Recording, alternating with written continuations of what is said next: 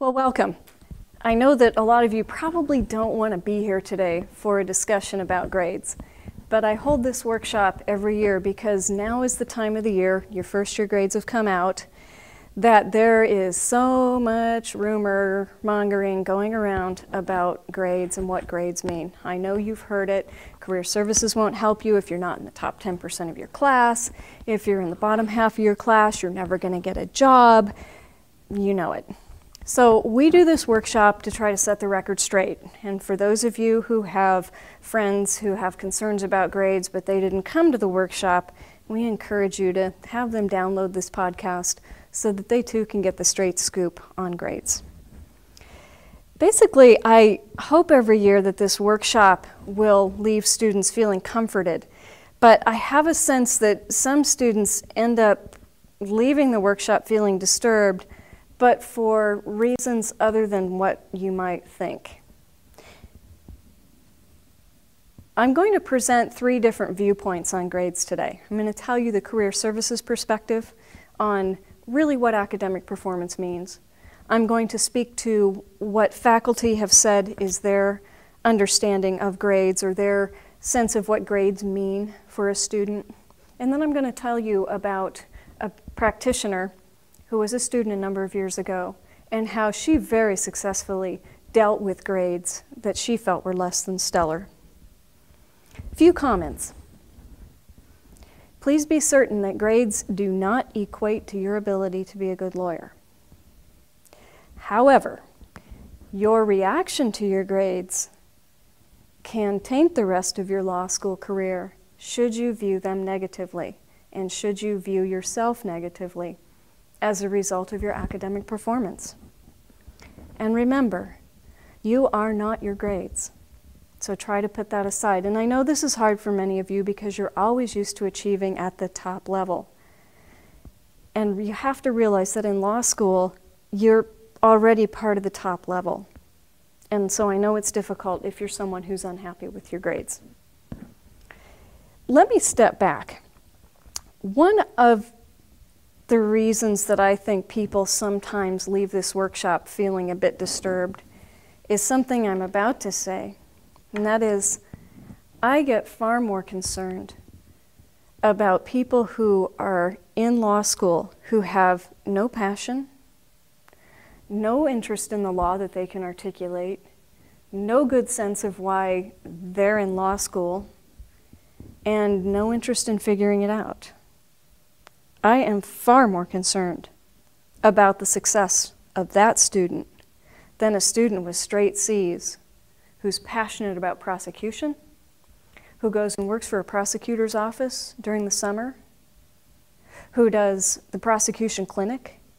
That student's going to have no problems getting a job, even with straight C's. The student I'm far more worried about, again, is the one who has no passion, no interest, no desire, and no willingness to figure it out. So we'll deal with that in a separate workshop. Let me tell you, though, I do think you need to know this, some real candid information about where grades are important, because they are. Law faculty positions. If you wanted to work as a tenured track law faculty member, you do need to graduate either in the top 10% of your class or very close to it. And if you graduated outside the top 10% of your class, you should probably go to a higher ranked school and get an LLM in order to boost your credentials. Large law firms are another set of employers that place a premium on academic performance. So if you want to work for a large law firm, generally speaking, you need to be in about the top third of your class. However, again, a few more caveats. Large law firms make up about 10% of all employers. It is a very small segment of the market. I know they're high profile, and I know why they're high profile. People think about large law firms because they come to campus, they do on-campus interviews, you see your classmates running around in suits, and everybody feels like that's the only game in town. Well, that may be the only game in town just because they're recruiting at campus, but there are a whole slew of other employers who are out there. There are some exceptions to getting into large firms. So if that is something that you desire, you would want to come and talk to someone in career services about your aspirations, and we can talk about potential backdoors, but more realistically about making long-term plans for lateraling into a firm within about 5 years of graduation. Another employer that places a premium on academic performance is federal courts. You do need to have top academics to get into the federal court system, and that's at the U.S. Circuit Court level, U.S. District Court level, and U.S. magistrates. The district courts and U.S. magistrates can relax their grade criteria a little bit. Ninth Circuit and other circuit courts usually require top 10%. District courts can require top quarter to top third. U.S. magistrates top third. If you're looking at state supreme and state appellate courts, it depends on the state, but many will look in the range of top 10% to top third. And please hear this one, state trial courts, there is no grade criteria. State trial courts, you have a much different relationship with the judge, and they are not concerned about your academics, but whether you're a person they can work with, who's collegial, who can help the work of the court. Another exception is in getting some of those higher level federal judicial clerkships, you can also get in the door doing an externship. You do not have to be at the top of your class necessarily to have an externship with a federal district court judge or on the Ninth Circuit Court of Appeals.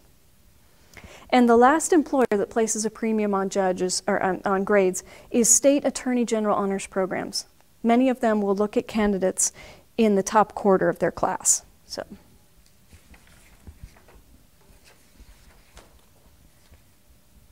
I think it's important from the career services perspective to try to think of a way or to decide how you want to deal with your grades and decide how you want to think about your grades. You can put energy into trying to improve academics, or you can put energy into getting experience. And frankly, depending on your goals, channeling your efforts into getting actual legal experience can be a far more common sense technique that will yield results than simply working on improving your grades. You can improve your GPA over time. Many students do. But again, you want to decide if you want your grades to be your focus. You can do paper courses to improve your grades. You can try to target, and you'll probably already know these already, the so-called easy professors to try to get A's. But will you pass the bar? So you have to examine the issue carefully, where it fits for you, and what the issues are and what the trade-offs are for all of these decisions. I strongly suggest that what you do is you develop a plan. You figure out why you're in law school.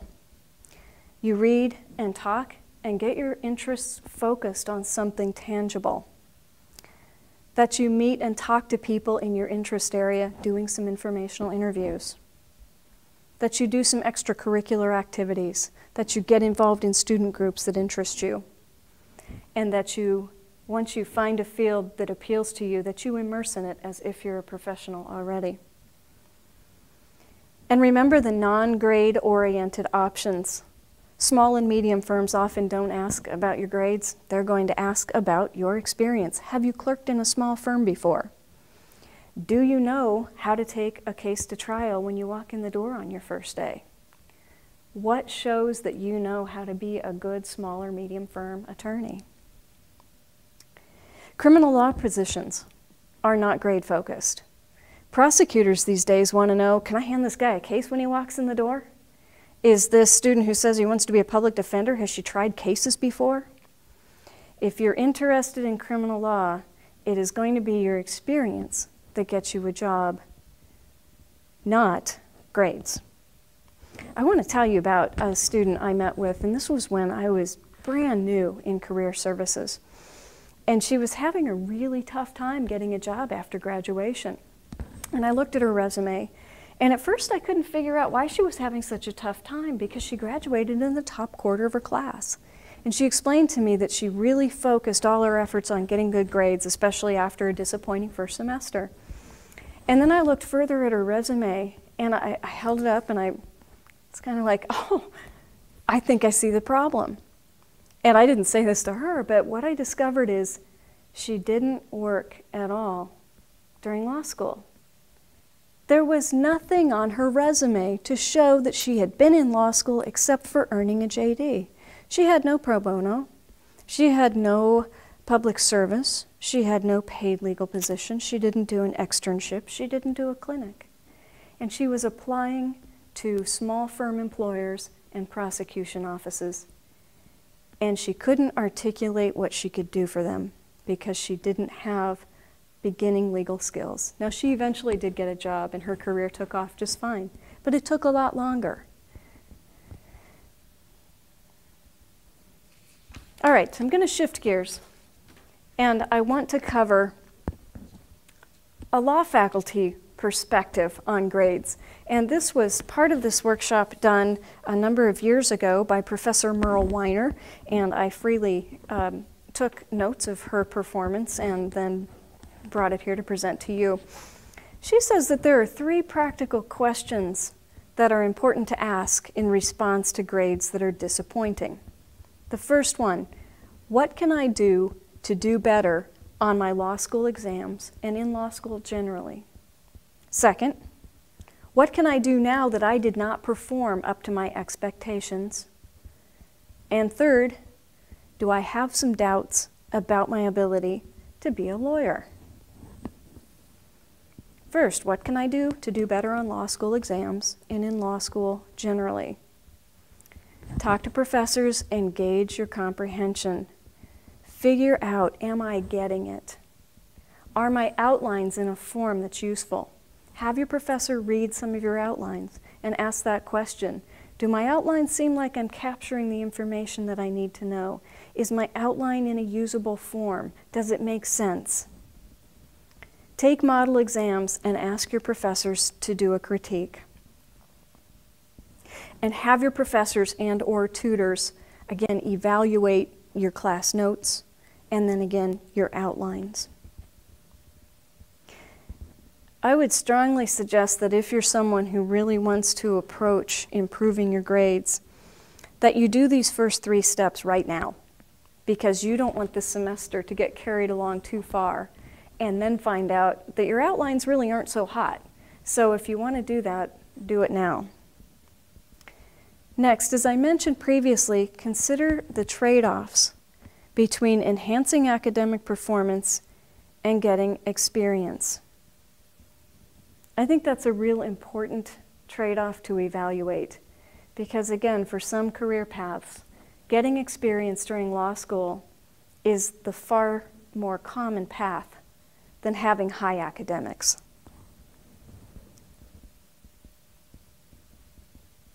Next important question. What can I do now that I did not perform up to my expectations? It's very important that you develop a way of talking about your grades to employers, to others who might be interested, and I don't recommend that being your classmates, but that you talk about your grades in a way that is positive, that isn't mopey, that isn't really negative, and in a way that you bring out your other strengths. Remember, grades are only one piece of the puzzle. So find a way to talk about grades where you're not making excuses, where you acknowledge that you need to improve, but that you also acknowledge your other strengths. You can also point to a trend that demonstrates academic improvement. After some time has passed, if you do better second semester and you improve, you can show that increase. If you're someone who had a rough first semester in college and then just shot the curve every time, point to that. Hey, this is how I start out. I'm sorry, I'm a little rough at the beginning. I get better as I go. You should also be able to describe, for anyone who asks, your course of action. What are you going to be doing to improve your academic performance in the future? You don't just want to say, well, I was really crummy at taking exams, but I'm getting better.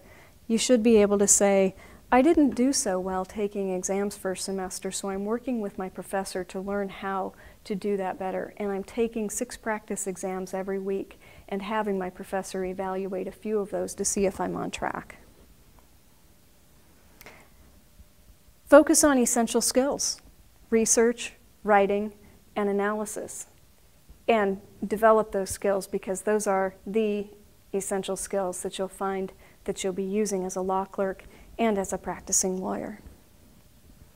And again, channel your efforts into getting experience. And last, do I have some doubts about my ability to be a lawyer? And I suspect some of you do. And I suspect that every first year who comes through here has those doubts, whether their grades are at the top of the class or not so great. And in order to put your mind at ease, I have some things I'm going to read to you from the handbook, The Holding. You're all given a copy of this when you come to law school. And in this you'll find what the faculty has written about academic performance. And here's what they say about an A. Exceptional honors level work equivalent to a recommendation to the National Honor Society Order of the Coif. A B grade, good work at a level distinctly above that of normal professional competence. A C grade, professional competent work, which convinces the instructor that the student can be recommended to the public as being reasonably capable of dealing with client and public problems in the area of study. And that's pretty good. I mean, when I first read that, I thought, wow, that holds out quite a bit of hope. And then a D grade. And you might think that this is going to sound terrible, but it doesn't. Listen. Unsatisfactory work, which is not at the level required for ordinary professional competence, but which demonstrates enough potential for improvement that the student could reasonably be expected to achieve such a level by conscientious self-study. So, for those of you struggling with B's, and I know plenty of you are because you've been in my office talking to me, remember, good work at a level distinctly above that of normal professional competence. Well, I've had the delight in past years to have one of our local practitioners come visit us, who's a member of the class of 2001, who is now a very highly successful solo practitioner. And what she has told us when she's appeared for this workshop in the past is that her first semester she worked really hard, but her grades were very, very disappointing. And she had come to Eugene fresh out of school. She had no experience, no connections in Eugene, and she knew right away, okay, my grades are not going to open my doors. So she developed a three-part plan, and that included getting experience, getting involved in law school activities, and volunteering in the community so she could begin forging connections. And her experience path was a little unique. She came and talked to me about it before she did it. She responded to a notice that Career Services posted for a volunteer legal assistant in a private law practice. And I thought, well, you know, it's a foot in the door. It might be something worth trying. It was fantastic. Within 2 weeks, she was being paid as a regular employee would be, because she got in there and she showed them that she was curious, that she was smart, and that she was a hard worker. So she worked for this firm pretty much through the end of law school. By her third year, she was certified to appear in court. She was taking clients and appearing in court on her own as a third-year student. She also, because of her work with this firm and her presence at the courthouse, was offered jobs with 2 other firms being their law clerk, and she was going to court with their clients as well. People in the courthouse already thought she was a practicing attorney. So she said that when she first got into this firm, she showed them that she was enthusiastic and she would do anything possible to learn. So she was not afraid to tackle hard projects. It never occurred to her to ever say, I can't do that because I've never done it before. She would say, well, I've never done it before, but I'll figure it out. And that's what will help you overcome grades, is that attitude. She also became involved in the law school activities, such as OLSPIF. That was one that she was very enthusiastic about, even though she knew she was headed into private practice. And through that, this graduate met a lot of people who are now her professional colleagues and who she calls friends. So that's also very important, is to branch out. And in addition, her third part of her strategy was to volunteer in her community. She took the law school's mediation training. She became certified to conduct mediations, and she spent time in small claims court mediating cases. And again, she met more practitioners, she got more experience, and more involved in the community. Now, the results of all this, as she said, her academics actually improved when she had a sense of purpose. That she learned how to practice law while she was in school. Unlike most graduates who get out of here and say, law school stinks, they didn't teach me how to practice law, she taught herself how to practice law. And she got out of here wanting to practice law, knowing how to do it, and within 9 months opened her own law firm. In addition, none of the firms that she ever worked with ever asked for her grades, because they knew she could do the work, and they knew she was ambitious and smart and would try hard. She also said that she focused on bar courses, and she did pass the bar the first time, and that by not letting grades determine how she acted, responded, felt about herself, she was able to build up her own confidence, to gain experience, and again, she left this law school prepared to practice law and knowing what she was doing when she got out of here. So those are the 3 perspectives on grades. If anybody has any questions, we have about 10 minutes. We can stay and answer those questions. Thanks.